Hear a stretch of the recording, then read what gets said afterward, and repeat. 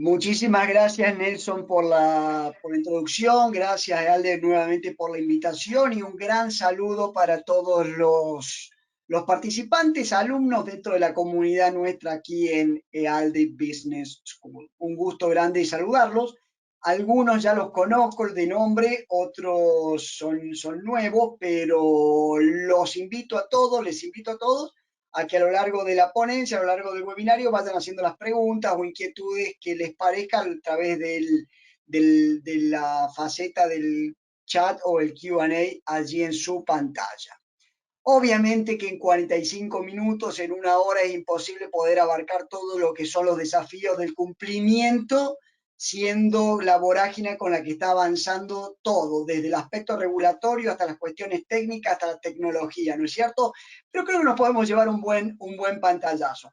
Además, es bueno tener presente siempre que estamos participando de distintos países, de distintas jurisdicciones, y por lo tanto las realidades, tanto en tecnología, como en materia legal o regulatoria, van a variar de país en país. Por ejemplo, lo que es una realidad hoy en día en El Salvador en materia de cumplimiento o de controles de delito financiero con las monedas digitales no va a ser la misma que en Bolivia, donde en un lado, por ejemplo, tenemos un país que ha optado, ha permitido, ha tipificado el Bitcoin como moneda de curso legal, y en otro país donde está prohibido el uso de monedas virtuales. Por lo tanto, difiere. Pero tenemos por lo menos un piso de partida de donde agarrarnos o donde pararnos. Bueno, nuevamente les digo que a lo largo de todo el webinario me pueden hacer todas las preguntas. Para los que no me conocen, soy profesor de ALDE, de un par de cursos de fraude y blanqueo, también ahora uno de auditoría forense e investigación financiera, y también soy director para América Latina de la Asociación de Especialistas Certificados en Delitos Financieros y director de un programa ejecutivo de ciberseguridad en las finanzas de la Escuela de Negocios de la Universidad Católica de Argentina. Se pueden poner en contacto conmigo a través de LinkedIn si quieren, allí lo van a tener. Algunos de ustedes posiblemente hayan visto algún momento este slide. Yo lo hizo el GAFI, el Grupo de Acción Financiera Internacional, que es el órgano, creo que todos lo conocen, el órgano supranacional encargado de establecer los estándares para controlar y combatir los delitos financieros, principalmente el lavado de dinero, la financiación del terrorismo y la financiación de la proliferación de armas de destrucción masiva. Y en relación al COVID, le hizo una pregunta, una encuesta a su comunidad de socios, su comunidad de miembros, cuáles creían que iban a ser los delitos más prevalentes, perdón, cuáles iban a ser las cuestiones más prevalentes en cada uno de los países relacionados con el COVID-19, con la pandemia que hemos experimentado todos por igual en los últimos años. Y sin lugar a dudas, las dos principales cuestiones, las dos principales aristas que preocupaba a la comunidad de profesionales encargados de controlar los delitos financieros fueron el fraude en línea y el cibercrimen, que van los dos justamente de la mano con el tema del compliance. Entonces le hizo una pregunta a este miembro de esta comunidad y le dijo cuáles creían que iban a ser los principales desafíos que iban a enfrentar los profesionales de cumplimiento, tanto del sector público como del sector privado, para detectar el lavado de dinero y la financiación del terrorismo.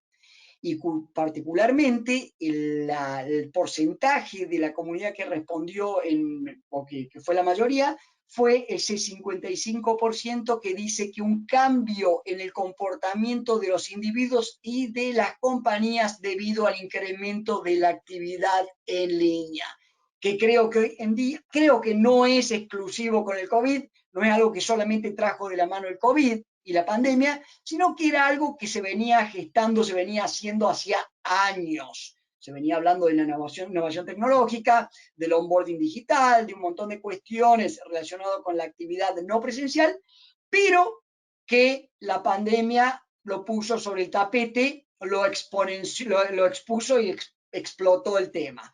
Entonces, ese fue la principal tema o el principal desafío que esta comunidad creía que iba a encontrar con respecto al lavado de dinero y la financiación del terrorismo, o controlar el lavado de dinero y la financiación del terrorismo.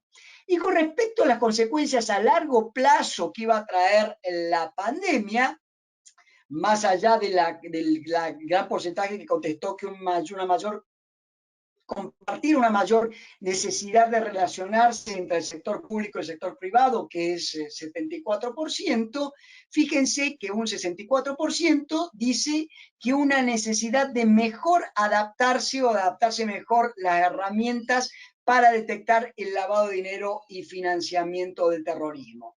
Y otra de las consecuencias a largo plazo que iba a traer la pandemia, que ya también venía haciéndose en el camino hace tiempo, es el incremento del uso de las herramientas digitales.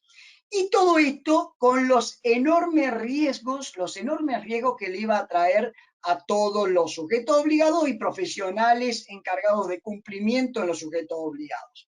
Para aquellos que no terminan de comprender el concepto o el término sujeto obligado es toda compañía, o por ponerlo de otra manera, es toda persona natural, física o jurídica, moral, como le llaman en algunos países, que tiene la obligación de cumplir las leyes contra, o las regulaciones o las normativas contra el lavado de dinero, el financiamiento del terrorismo y el financiamiento de la proliferación. Esos son sujetos obligados.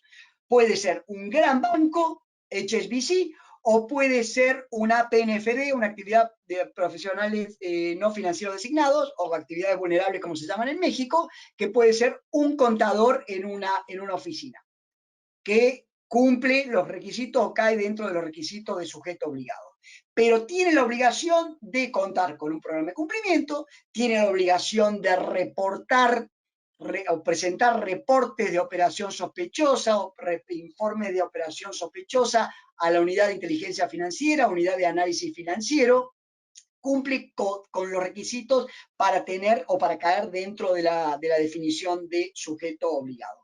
Y la mayoría de los sujetos obligados, sobre todo los más grandes, que fueron al comienzo los bancos, tienen una oficina de cumplimiento y tienen un oficial de cumplimiento encargado de hacer estas tareas. Los más pequeños o los unipersonales que no hay, posiblemente la propia persona, el propio contador, el propio abogado en los países donde sea sujeto obligado, donde el gatekeeper sea encargado de hacer esto, debe hacer esa tarea de cumplimiento o compliance.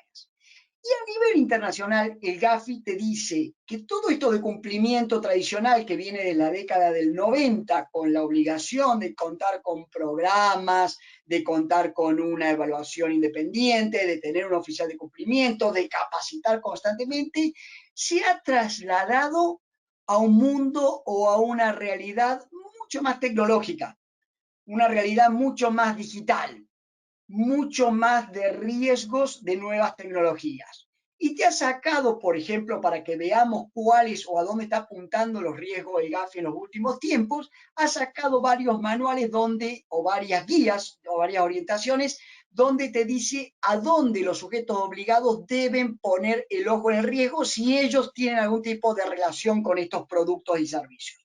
Por ejemplo, activos virtuales. Si la compañía, si el sujeto obligado, si el banco tiene algún tipo de exposición al riesgo de activos virtuales, debe abrir el paraguas, debe de alguna manera establecer los controles para mitigar esos riesgos. Y guarda, cuando digo activos virtuales, no estoy hablando solamente de las billeteras electrónicas, no estoy hablando solamente de los exchanges, o como se los llaman, VASP, Virtual Asset Service Providers, proveedores de activos de servicios financieros.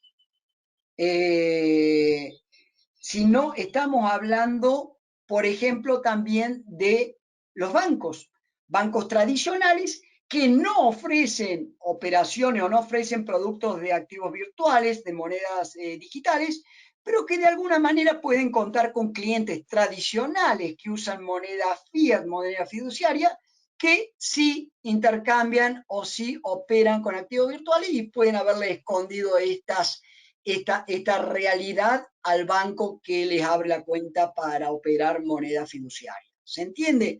Bueno, el riesgo de los llamados stablecoins, otro tipo de monedas virtuales que están atados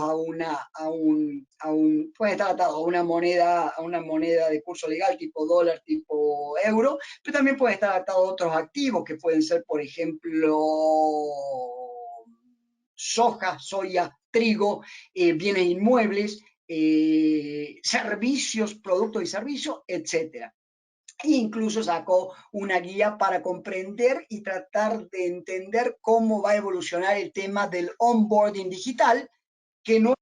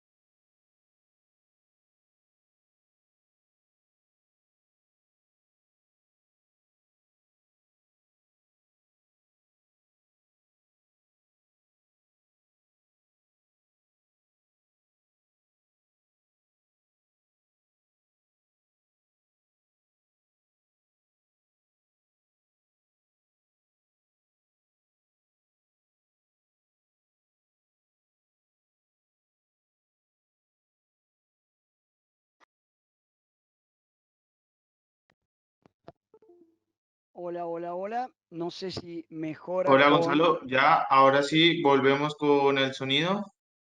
Ok, perfecto. Sí, no, no, no, capaz que haya sido algo de la computadora entonces. Sí, ya, si nos pueden indicar los alumnos en qué, más o menos en qué diapositiva, si se perdió el sonido. Ahí, Mm, ahí me dicen que ya hay sonido, Jorge, Sí, César. Sí, sí, en la que están en la pantalla, bueno, nos dicen que ya nos escuchan y está todo perfecto. excelente, excelente, Nelson. Perfecto, bueno, gente, ahí retomo el tema.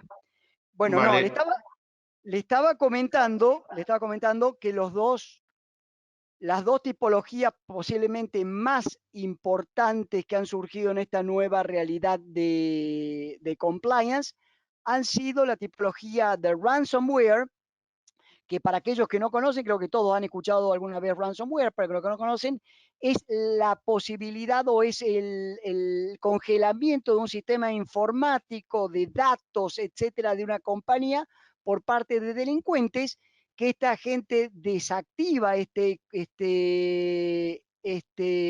congelamiento, este bloqueo, solamente a luego del pago de, de un rescate. Y es una tipología que surgió hace varios años, hace un par de años, sin embargo, creció exponencialmente en los últimos años porque los delincuentes no solamente han apuntado o están apuntando a las compañías grandes, a pesar de que hay muchas compañías grandes que son blanco de ataques, como vimos la compañía de gas de Estados Unidos el año pasado, sino también compañías más pequeñas que no tienen tan aceitados, tan afilados, tan sólidos los controles y por lo tanto caen víctimas de los delincuentes. Y una de las características de estos ataques es que los pagos se realizan a través de monedas virtuales, a través de activos digitales. Y estos activos digitales en algún momento de la cadena, se cruza con el sector financiero tradicional, con el dinero fiduciario o el dinero fiat, es decir, con la institución financiera o con el banco tradicional, lo que ha despertado muchísima preocupación por parte de las agencias de ley. Y la dificultad de poder seguir el rastro, poder seguir la investigación de dónde se originan estos ataques de ransomware. En algunos casos se ha llegado a dilucidar, en algunos casos se ha llegado a rescatar parte del dinero, pero en muchos, muchos casos queda inconcluso. Y otra tipología que también surgió en los últimos años es una tipología que ya estaba presente en un mundo tradicional, cuál es la de la mula de dinero. La mula de dinero era aquel testaferro, aquel intermediario que ofrecía su cuenta bancaria, que ofrecía su accesibilidad al sistema financiero para mover dinero del delito, ya sea a sabiendas, ya sea a propósito, o incluso era manipulado por los delincuentes a cambio de un pago de una comisión, creyendo que estaba haciendo o estaba moviendo dinero de una actividad lícita. Bueno, eso que en algún momento eran con cuentas tradicionales, con cuentas financieras de reales, de carne y hueso, como se llama, ahora pasó al mundo digital. Entonces, con personas con cuentas o con acceso digital al sistema financiero pueden o han prestado servicio, han prestado sus cuentas para el servicio de estos delincuentes. Nuevamente, a sabiendas o incluso sin saber, con la intención de ganar alguna comisión por creer que están moviendo dinero de actividades lícitas. Estas son dos tipologías muy presentes hoy en día y de gran preocupación para toda la comunidad de law enforcement, que son las comunidades de agencias de ley y reguladores, pero también para los sujetos obligados, principalmente instituciones financieras. A pesar de que el ransomware ataca a todo tipo de compañías, ¿no? No solamente compañías financieras, sino compañías del sector real. Y fíjense que hay un factor o hay un elemento que está muy presente, que es el tema de la identidad.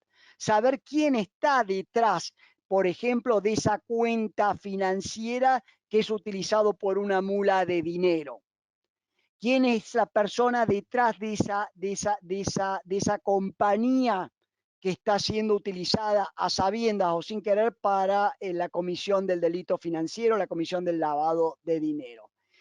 Tan es así el punto, tan es así de preocupante el punto de la identidad, que ya vimos que sacó el GAFI una guía, una orientación para la identidad digital en los procesos de onboarding. Onboarding es la apertura de una cuenta, que incluso la propia realidad regulatoria legal de Estados Unidos está apuntando está apuntando el dedo a esta falencia o a este loophole, como se le llama, de identidad detrás de la persona natural, la persona física detrás de compañías o personas morales, personas jurídicas en Estados Unidos.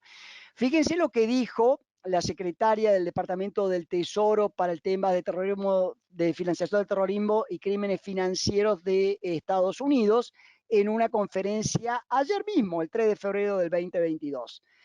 Estados Unidos reconoce que tiene sus propios problemas de corrupción. Los mercados de Estados Unidos son posiblemente el lugar más popular para criminales, tanto locales como extranjeros, para lavar su dinero. Nuestro sistema financiero provee demasiados huecos, demasiadas sombras, demasiados loopholes en donde se pueden esconder, en gran parte debido a cómo los estados de Estados Unidos, permiten que se constituyan, se establezcan, se creen shell companies, o lo que llamamos nosotros compañías fantasmas, que lo pueden hacer en forma anónima sin dar a conocer el beneficiario final. Nuevamente, beneficiario final es aquella persona natural, aquella persona física que está detrás de una compañía, que está detrás de una persona jurídica, ya sea porque es dueña, ya sea porque es controladora y maneja o dispone de esta compañía física. Y por lo tanto, mandaron se promulgó una ley en Estados Unidos que ahora están creando la reglamentación, o la están reglamentando, que se llama Corporate Transparency Act, CTA. Hasta el día de hoy en Estados Unidos no hay ningún registro nacional de sociedades, es decir, no hay un registro donde la constitución de una sociedad tenga la obligación de dar a conocer los beneficiarios finales de esa sociedad. ¿Para qué? Para saber si esa sociedad, si esa compañía está cometiendo algún tipo de ilícito, poder ir a esta persona natural que es el dueño o el controlador y poder pedir información o poder investigarlo o poder meterlo preso en caso de que se abra una investigación penal. Que estas fueron falencias, fueron huecos, fueron debilidades que encontró el GAFI en la evaluación que realizó Estados Unidos, tanto en el año 2006 como 2016, y con la intención de cumplir, por lo menos parcialmente, con las recomendaciones 24 y 25 del GAFI. En el caso de Estados Unidos y la CTA, están hablando que un beneficiario final es un individuo que ejerce un control sustancial, de todas maneras deja espacio para la duda, hasta dónde llega la subjetividad de sustancial, o posee, controla no menos del 25% del capital. No es un nominee, nominee es aquella persona designada, podría ser aquella persona que ha sido nombrada por alguien para que represente incluso un nominee en ciertos aspectos y hasta un testaferro, o un empleado que no ha heredado derecho de propiedad o no es un acreedor a menos que sea propietario o parte del control. Sin embargo, este CTA ha dejado varias compañías o varias entidades que quedan exentas de tener que dar la información de quiénes son sus beneficiarios finales. Piénsenlo de esta manera.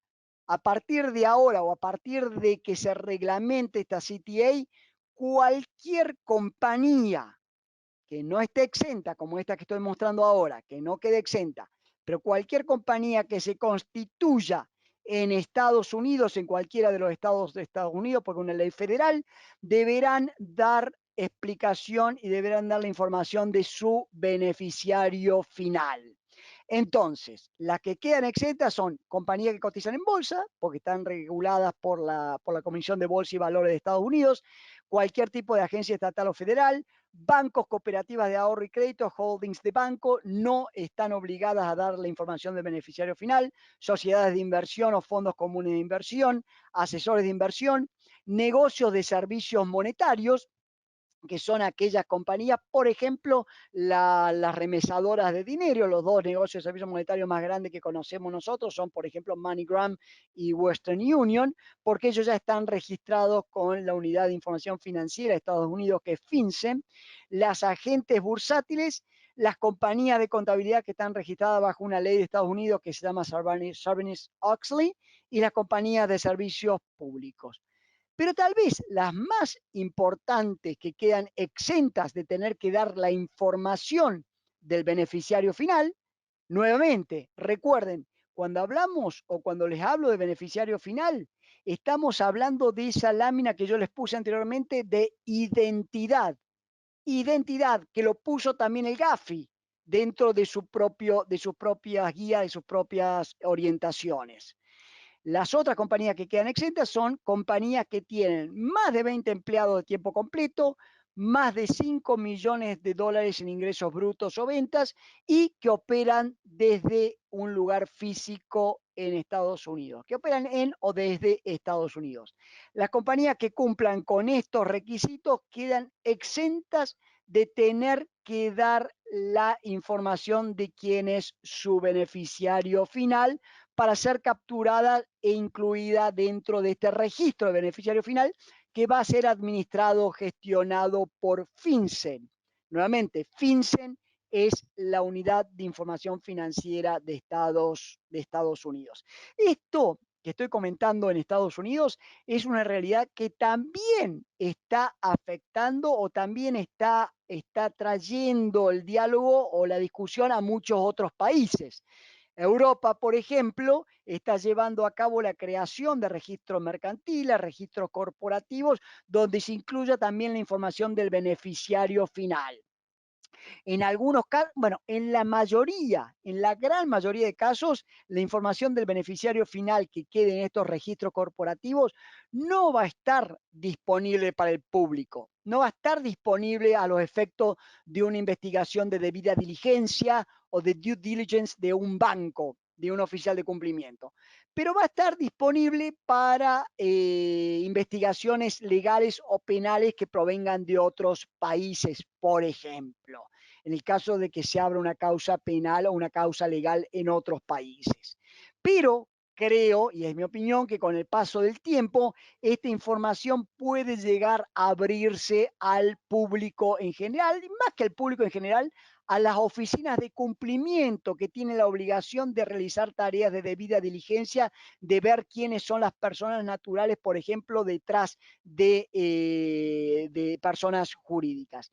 Y en este caso, la CTA sí va a abrir la posibilidad de que los oficiales de cumplimiento, que las oficinas de cumplimiento de los bancos puedan solicitarle a FinCEN la información de quién es el beneficiario final detrás de compañías que quieren abrir cuentas bancarias, por ejemplo. Ahora, para que pueda solicitar el banco, por dar un ejemplo, la información del beneficiario final de una compañía a FinCEN, van a tener que contar con el consentimiento, con la autorización, con el visto bueno de la compañía. Por ejemplo, viene una compañía A al banco X y la compañía A le dice al banco X que quiere abrir una cuenta. Entonces el oficial de cumplimiento del banco X le va a pedir a la compañía A la autorización para poder pedirle a FinCEN la información sobre el beneficiario final que le está proveyendo ellos ahí en el proceso de onboarding, el proceso de apertura. Si la compañía A le da el OK, le da el visto bueno, el banco X o el oficial de cumplimiento del banco X va a poder pedir la información a FinCEN. Si no hay consentimiento por parte del cliente, no le va a dar esta información. Y ningún banco, ninguna oficina de cumplimiento va a poder pedir información de por sí o porque se les interesa de cualquier sujeto, de cualquier compañía obligada a presentar el beneficiario final. Es decir, un banco no va a poder ir a FinCEN y decir, quiero la información del beneficiario final de compañía Y porque me interesa saber quién está detrás de esa, porque estoy haciendo una investigación de otro caso. Va a ser imposible.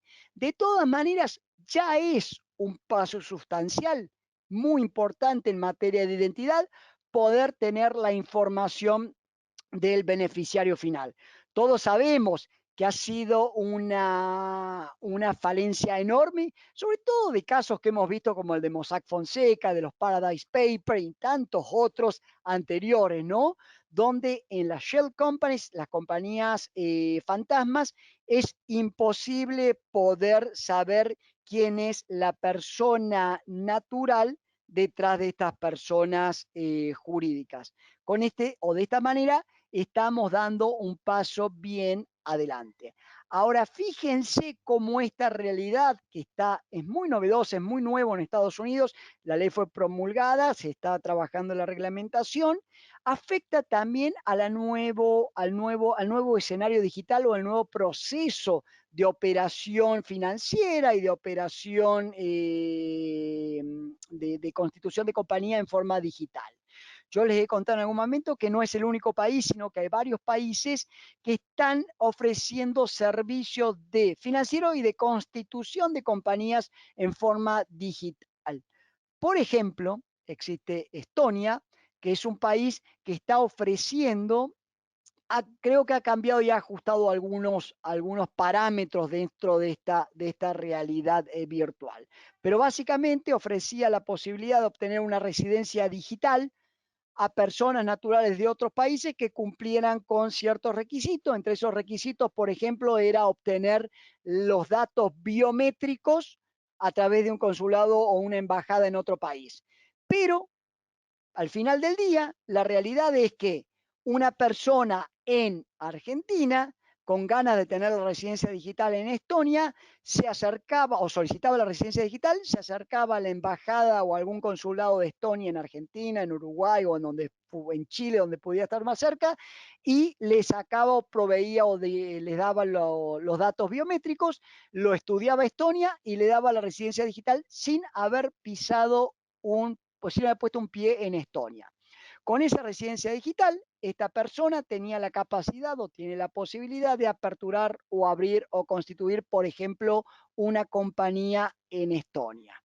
Con esa compañía en Estonia, a nombre de él, con todos los datos, él o ella ya podía comenzar a establecer relaciones financieras bancarias en Estonia, en Europa o en el mundo entero.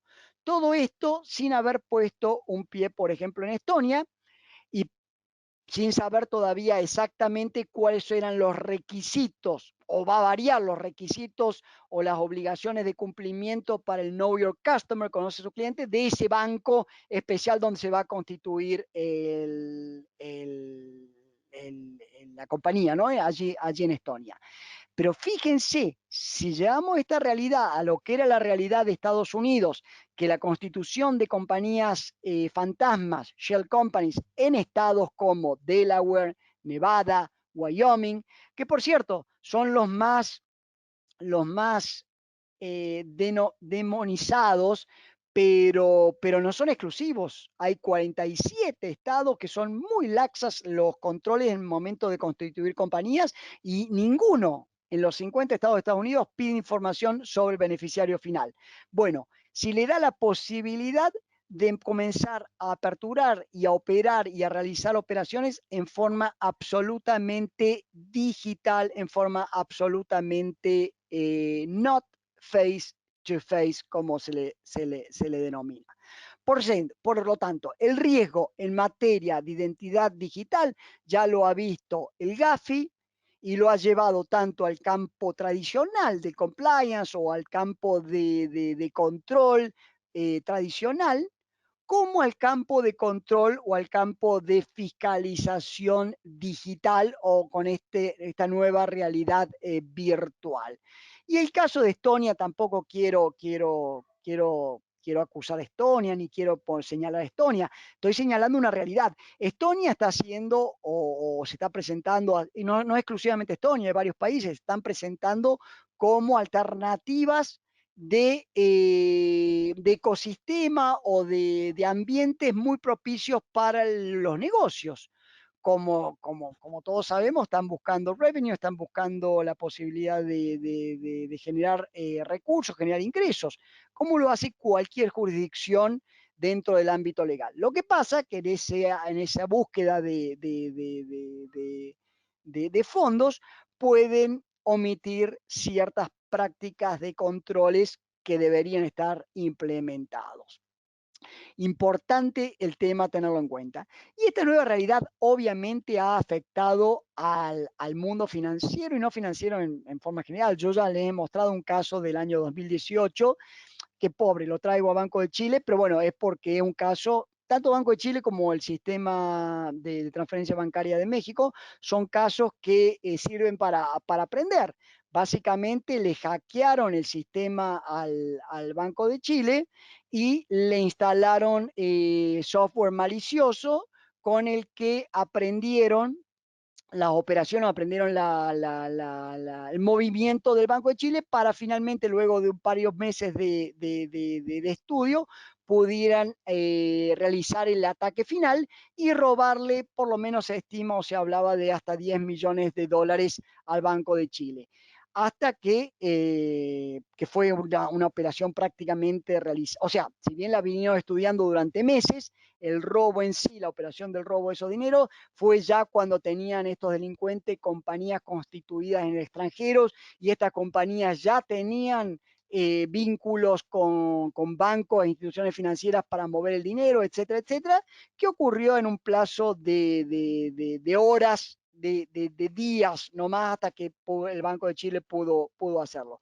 Obviamente un banco tan serio como Banco de Chile, un ecosistema chileno que realmente está muy bien regulado, bien controlado, y en parte tiene que ver porque es un ecosistema bastante pequeño, de un país relativamente pequeño en lo que es el servicio bancario, y se dieron cuenta que tenían vulnerabilidades.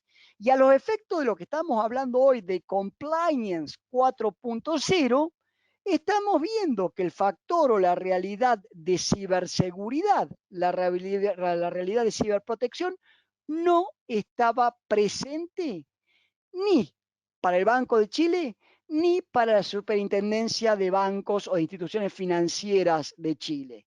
Estaban muy bien regulados, estaban muy bien fiscalizados en lo que eran aspectos de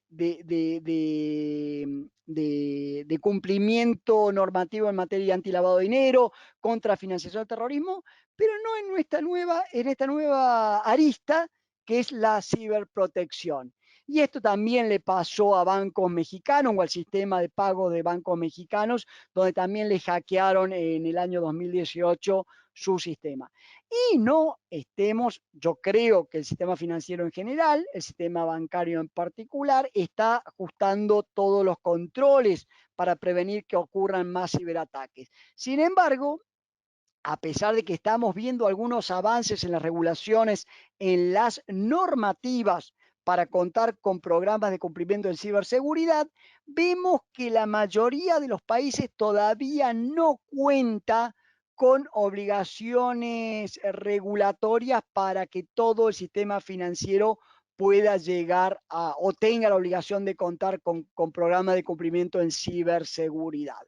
Pero es más, todos los programas de cumplimiento en ciberseguridad apuntan más que nada al sector de la protección o el aseguramiento de datos personales, que son las primeras leyes o normativas que están saliendo en este sentido en América Latina. De hecho, Panamá, por ejemplo, ya cuenta con una legislación de protección de datos personales que todo el ecosistema corporativo panameño ya debería estar implementando.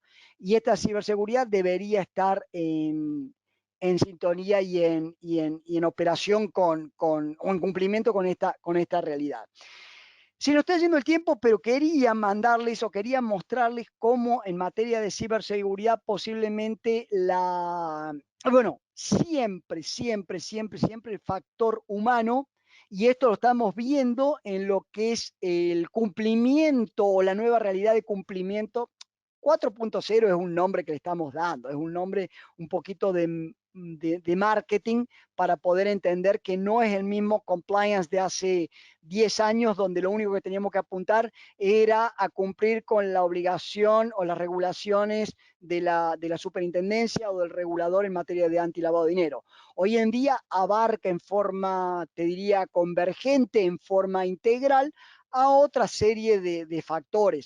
Por ejemplo, ciberseguridad, como les acabo de decir, fraude, y su pata cibernética, porque el fraude tradicional sigue existiendo y ahora se vinculó con la nueva realidad cibernética.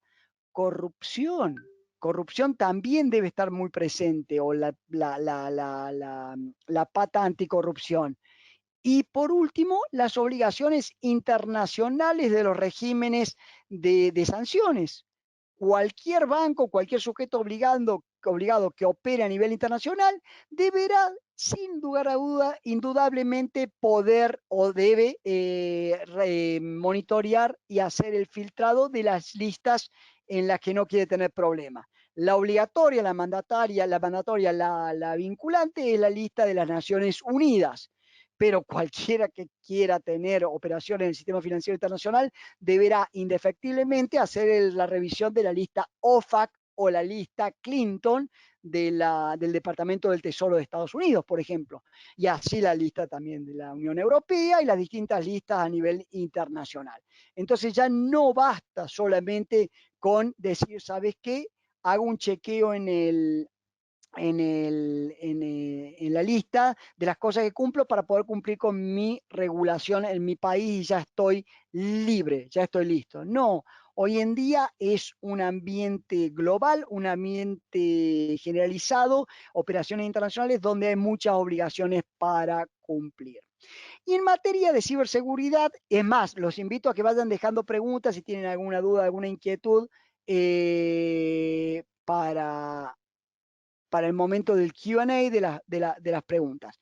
Pero en materia de ciberseguridad, en materia de ciberprotección, posiblemente el factor humano es el más preocupante, y la capacitación y el entrenamiento del empleado, del agente, del proveedor es fundamental, que va a ser la puerta de entrada por donde van a surgir todos los ataques, o la mayoría, te diría, la gran mayoría de los ataques cibernéticos, en esto que yo les comentaba, por ejemplo, los ransomware hace un rato. Por acá entraron en la ingeniería social y en los ataques phishing.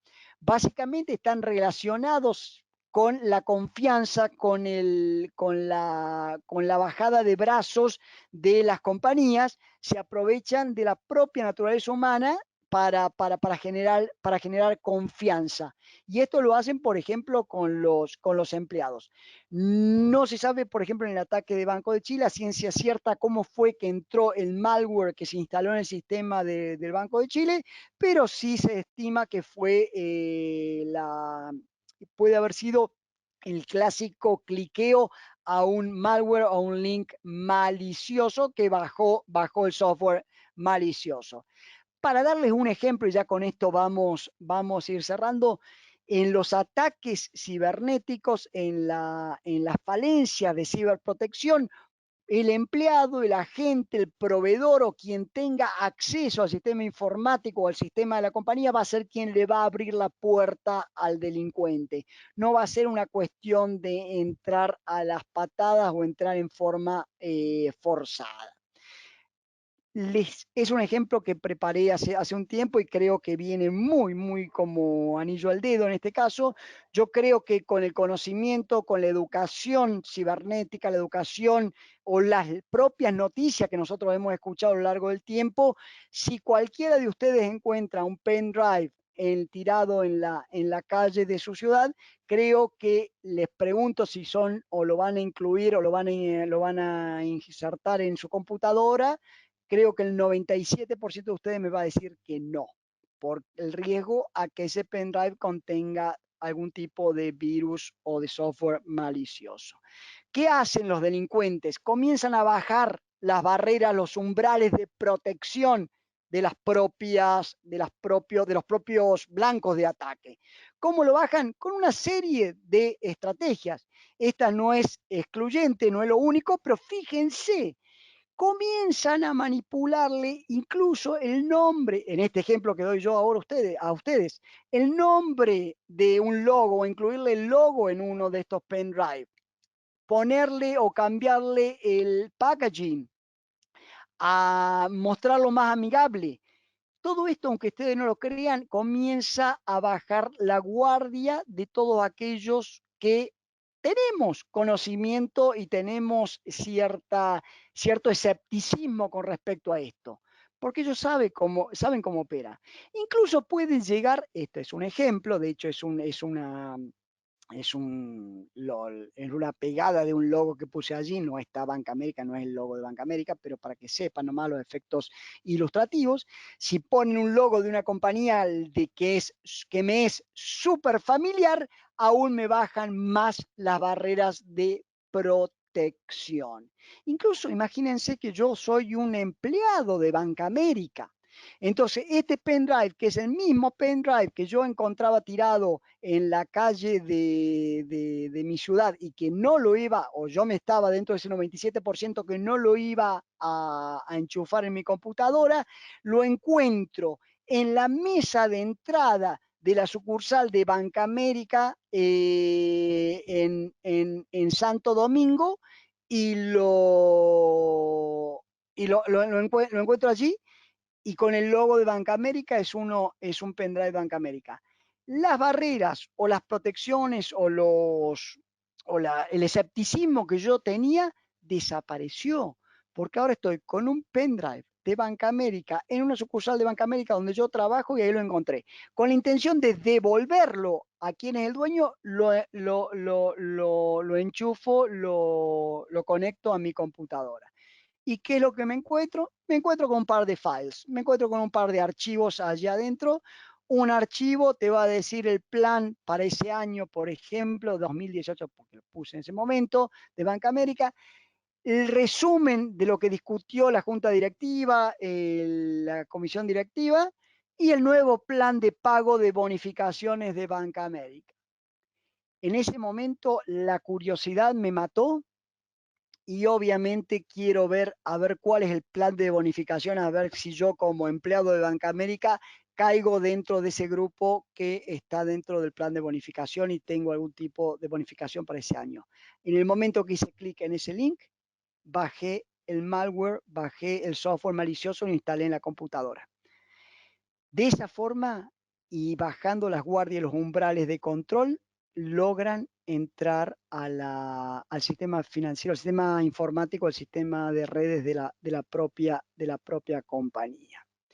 Y aunque ustedes no lo crean, hablábamos de ciberseguridad.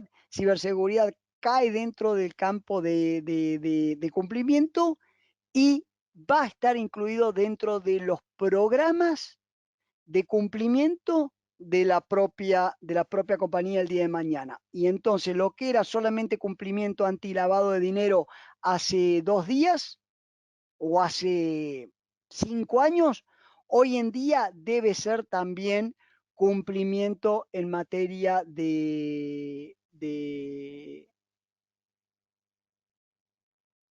otro tipo de delitos, incluyendo ciberseguridad, incluyendo fraude, incluyendo corrupción y las demás aristas. Mis estimados, bueno, le he robado un par de minutos de preguntas, les pido disculpas, pero a ver si hay alguna pregunta relacionada con esta nueva realidad de compliance. Estoy viendo, ok, varias preguntas relacionadas con el tema de técnico, pero no veo preguntas relacionadas con el tema. ¿Alguna inquietud? ¿Alguna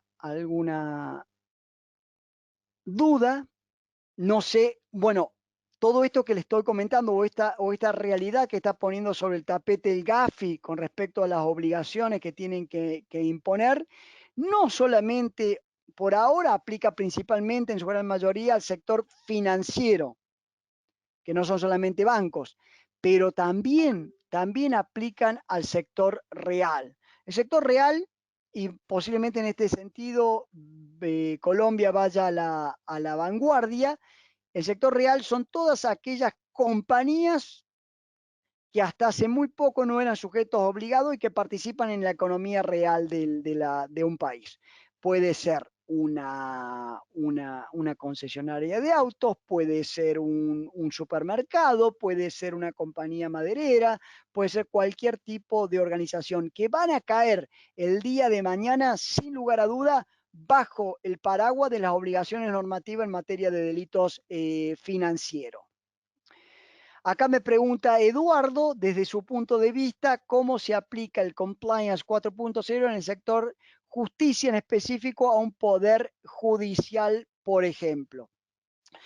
Bueno, lo más importante que yo te remarcaría acá, Eduardo, es que el poder judicial o los agentes de justicia, la justicia en general, se tiene que adaptar a esta nueva realidad de delitos,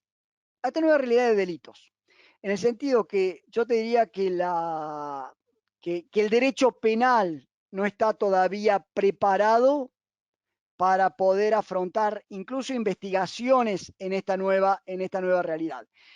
Pero creo y me parece que lo que tiene que apuntar, cuando hablamos de compliance o todo lo que, la gran mayoría de lo que yo les hablé el día de hoy, va a aplicar básicamente a lo que son regulaciones del sector financiero, a lo que es las penalizaciones o las sanciones administrativas y civiles, no necesariamente al sector penal, pero vienen de la mano muchas de estas investigaciones de la mano penal. Y te doy un ejemplo al respecto. Cuando sale el caso de Mossack Fonseca, yo le llamo Mossack Fonseca porque saben que en realidad no fueron los Panama Papers.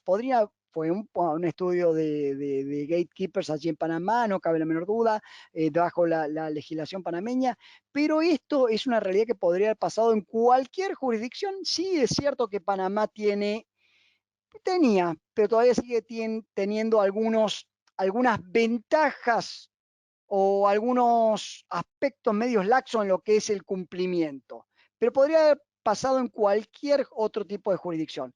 Este estudio de abogados, este estudio, bueno, de gatekeepers, en el caso de Mossack Fonseca, salta el caso de investigado de las compañías fantasmas.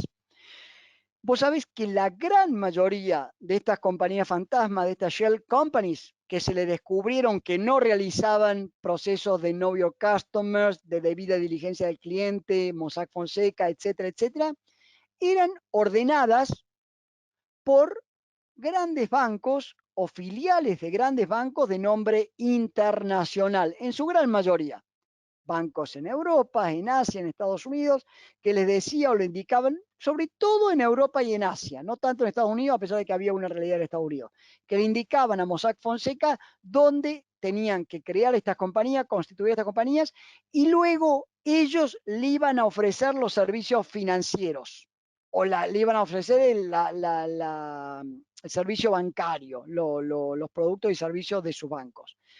Cuando sale el escándalo de Mossack Fonseca y explota a nivel internacional, obviamente quedaron en centro de escena tanto Mossack Fonseca como Panamá como todos estos bancos o filiales de banco que eran las que indicaban o le indicaban a Mossack Fonseca dónde tenían que crear las compañías fantasmas para darle servicios bancarios. ¿Sabes una cosa? Te hago una pregunta, le hago una pregunta a todas. ¿Cuántas investigaciones penales hay a nivel internacional contra estos bancos que eran los que le indicaban a Mossack Fonseca dónde y qué compañías tenía que crear? Hasta el día de hoy, y en base o con base en la información pública que hay una sola investigación penal y una sola sanción contra Deutsche Bank en Alemania. El resto de los grandes bancos internacionales o filiales de enormes bancos internacionales no han sido sujetos de ningún tipo de investigación por parte del sistema judicial, ni de los países involucrados, ni de otros países internacionales. Entonces, creo que allí es, como te digo yo, la necesidad de que el sector de justicia ponga las barbas en remojo en el sentido de saber cómo se está operando los ilícitos y las tipificaciones a nivel internacional. De todas maneras, ellos no caen de lleno dentro de su realidad. Bueno, vamos a atender una pregunta más porque se nos va el tiempo. Ahí Jorge pregunta, a ver un segundo, se me fue. En Colombia hay obligatoriedad en la implementación de políticas de SAGRI-LAF, pero aún así el reto fue la presentación en empresa fantasma como Delaware. Tal cual, Jorge. Bueno, hay una realidad. Uno puede, como sujeto obligado, ir hasta cierto punto en su proceso de investigación del cliente, en su proceso de Know Your Customer, en su proceso de debida diligencia, para tratar de identificar y conocer el beneficiario final. Ahora, si no existe un depositorio donde esté la información de ese beneficiario final, va a ser imposible poder determinar quién es el beneficiario final de esa compañía. Podéis hacer tu mayor esfuerzo, podéis tener un enfoque basado en riesgo para tratar de mitigar o tratar de conocer al máximo posible dentro de tus capacidades quién es la persona natural detrás de esa compañía, pero conocer la ciencia cierta va a ser imposible. Muy parecido a lo que pasa con los PEPs, con las personas expuestas políticamente. Si no hay, como en Uruguay, un listado de los PEPs por parte del Banco Central, donde pueda ir un sujeto obligado, puede ir un oficial de cumplimiento y corroborar si está o no dentro de esa lista emitida por el gobierno de Uruguay. Lo demás no es blanco-negro, sino es un estimado. Podés ir hasta cierto grado de consanguinidad, podés ir hasta cierto grado de debida diligencia, pero nunca vas a poder saber a ciencia cierta algún allegado, algún conocido o alguien que pueda estar vinculado a ese respecto. Estamos, pero sí es poder mostrarle al regulador, poder mostrarle a la autoridad cierta predisposición a tratar de realizar tu mayor esfuerzo en lo que se refiere a debida diligencia para poder determinar quién está detrás de una compañía o quién puede llegar a ser PEPs. Bueno, mis estimados, ahí ahí me piden los datos, no sé si se los puede pasar Ealde, de todas maneras me pueden contactar a través de LinkedIn. El que tenga LinkedIn me pueden contactar y allí yo los podemos interactuar. Ha sido un gran placer compartir el tiempo el día de hoy. Perdón por haberme excedido unos minutos. Y si tienen más dudas, más inquietudes, por favor, me las hacen saber a través de ALDE. Y bueno, y a aquellos que vayan a ser alumnos míos, que han sido alumnos míos, un gran saludo y va a ser un gusto poder compartir las próximas clases con ustedes. Un gran saludo y hasta luego.